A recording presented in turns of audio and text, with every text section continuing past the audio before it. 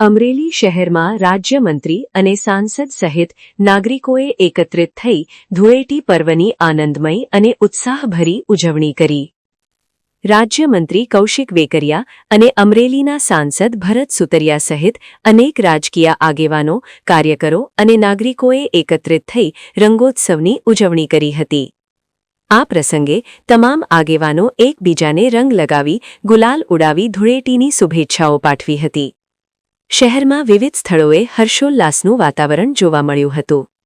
પરંપરાગત સંગીતના તાલ સાથે કાર્યકરો અને યુવાનો દ્વારા ઉત્સાહપૂર્વક રંગોત્સવ મનાવવામાં આવ્યો હતો. ઊર્જા મંત્રી કૌશિક વેકરિયાએ આ પ્રસંગે સર્વે નાગરિકોને ધૂળેટી પર્વની શુભેચ્છા પાઠવી અને સમાજમાં એકતા, સૌહાર્દ અને ભાઈચારો જળવાઈ રહે તેવી શુભકામનાઓ વ્યક્ત કરી હતી. સાંસદ ભરત સુતરિયાએ પણ ધૂળેટી પર્વની ઉજવણી દ્વારા સમાજમાં આનંદ અને એકતા વધે તેવા સંદેશ આપ્યા હતા.